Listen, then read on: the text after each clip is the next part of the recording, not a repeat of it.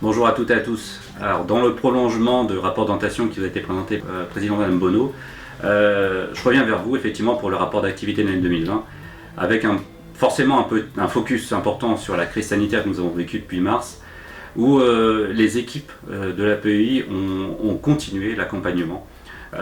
C'était deux mots d'ordre, hein, continuer un accompagnement de qualité et aussi, surtout, assurer la sécurité de tous et toutes. Donc tout a été mis en œuvre dans une organisation qui s'est réinventée, qui s'est redéployée à travers une recherche de solutions d'équipement individuelles, une organisation autour de redéploiement de salariés en interne mais également en externe pour venir aussi en soutien d'autres associations. C'est important aussi pour l'APEI de venir en soutien d'autres associations qui étaient en difficulté.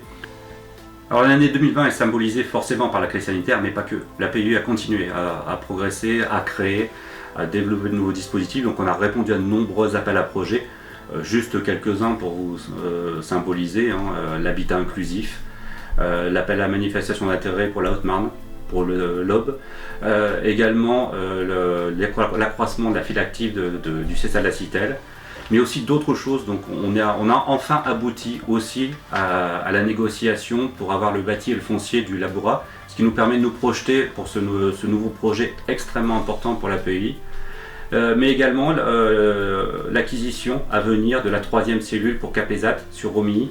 Et on a également fait par exemple un plan de développement sur les 3 prochaines années pour notre entreprise adaptée APS.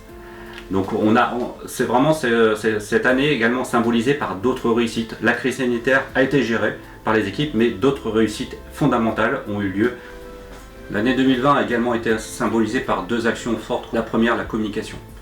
On a recruté dans notre organisation une chargée de communication et on a déployé un nouveau site internet. Donc vous avez pu en bénéficier, je l'espère. Nous sommes plus présents sur les réseaux sociaux. On a développé également de nouvelles plaquettes de communication, ça c'est une première chose. Et puis l'autre point essentiel aussi, c'est le dialogue social. Nous avons besoin, et c'est une priorité pour nous, d'avoir un bon dialogue social. Nous avons des partenaires avec qui nous avons réalisé un accord sur la qualité de vie au travail et l'égalité professionnelle entre les hommes et les femmes. Ce sera un axe fort pour les mois et les années à venir dans notre développement d'activité. Et puis quelques chiffres aussi pour vous les illustrer. Donc notre association dans son activité, donc 62 millions de budget, 1087 personnes salariées tout au long de la période, plus de 1600 bulletins de paye gérés par les équipes, et puis une masse salariale à peu plus de 26 millions. Donc ça vous illustre un petit peu l'ensemble de la structure dynamique qui est la nôtre. Et pour conclure, en tant que directeur général, je tiens vraiment à remercier toutes les équipes qui se sont mobilisées pour cette année 2020, qui n'était vraiment pas facile, mais nous avons su relever les différents défis en lien avec les orientations du conseil d'administration. Nous devons nous préparer pour tous les enjeux de demain qui sont extrêmement nombreux et être prêts pour cela. Donc merci à tous.